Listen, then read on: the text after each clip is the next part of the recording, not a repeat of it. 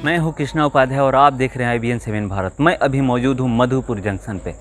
यहां से हर जगह की आपको गाड़ी मिलेगी। आपको रांची जाना है तो भी आप जा सकते हैं, आपको कोलकाता जाना है तो भी जा सकते हैं, आपको जसीडीह पटना जाना है तो भी जा सकते हैं, आप दुमका देवघर जा सकते हैं। ये जंक्शन है। यहाँ पर उपचुनाव होने वाला है। 17 अप्रैल को वोटिंग होगी और 2 मई को वोटों की गिनती होगी। पूरी झारखंड की सियासत मधुपुर में मौजूद है, या यूँ कहिए कि मधुपुर में शिफ्ट हो चुकी है। जितने भी तमाम चाहे वो महागठबंधन की पूरी कैबिनेट यहाँ पर मौजूद है। और मैं आपको बता दूं कि बीजेपी के भी तमाम जो बड़े लीडर हैं, चाहे वो बाबूलाल मरांडी हो या दीपक प्रकाश हो या तमाम जो भी बीजेपी के जितने भी विधायक हैं, वो यहाँ पर मौजूद हैं।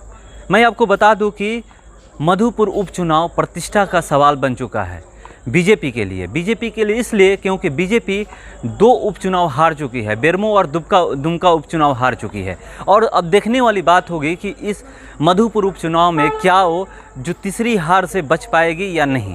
क्योंकि मधुपुर में मैं आपको बता दूं कि सबसे एक बड़ा चेहरा गोड्डा से लोकसभा सांसद बीजेपी के वो उतर चुके हैं। वो लगातार कैंपेन कर रहे हैं मधुपुर में अपील कर रहे हैं कि मैं वोट मांगने नहीं आता हूं, मैं गंगा नारायण के लिए वोट मांगने आया हूं, आप प्लीज़ वोट करिए।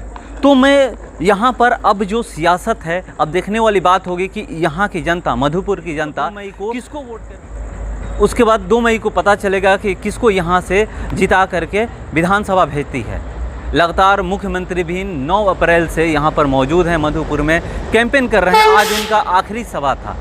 मैं आपको बता दूं कि जिस तरह से लगातार कोरोना के केसेस बढ़ रहे हैं, उसको लेकर के वहाँ पर बीजेपी लगातार सरकार पे आरोप भी लगा रही है कि उधर कोरोना के केस बढ़ रहे हैं। रांची की पूरी जनता त्रस्त है, रांची में बेड नहीं मिल रहे हैं हॉस्पिटल में, और यहाँ मुख्यमंत्री कैंपेन कर रहे हैं। मगर यहाँ पर मैं आपको बता दूं कि जब मुख्यमंत्री भी कैंपेन करते हैं तो वो 5 साल जो रघुवर दास का शासनकाल रहा है उसकी गिनती कराते हैं कि उनमें ये हाथी उड़ाए, ये काम किए, ये ऐसे किए, कुछ नहीं किए।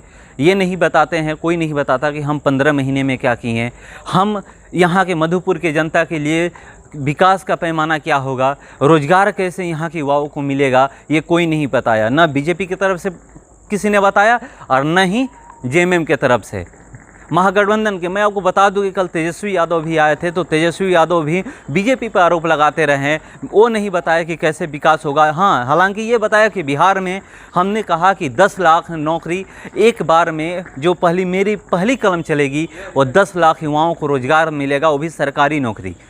उसको लेकर के उन्होंने कहा कि बीजेपी ऊपर से 20 लाख रोजगार देने का वादा कर दी।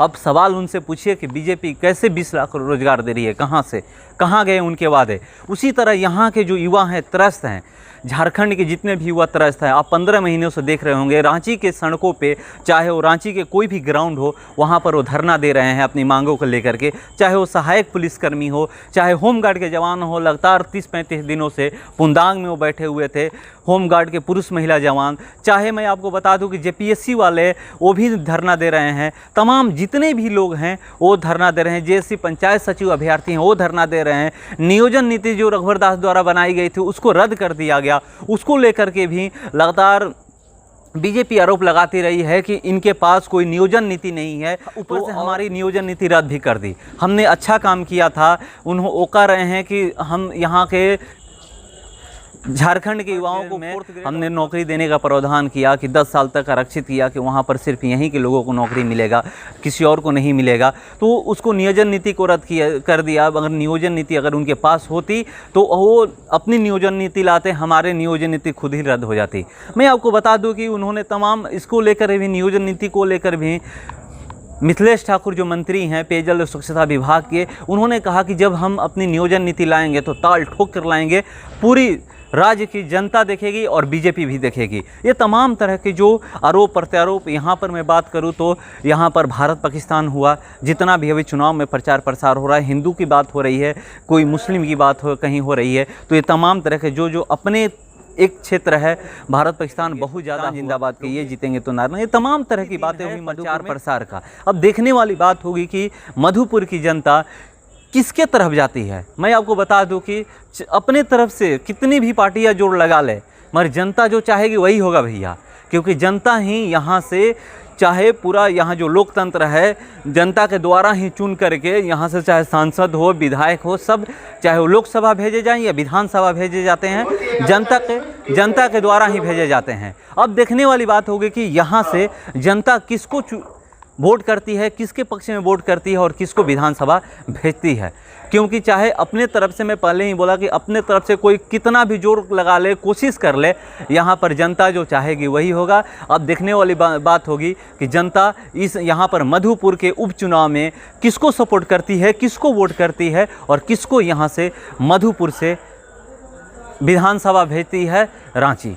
तो चलिए फिलहाल इस खबर में इतना ही, बने रहिए हमारे साथ। नमस्कार।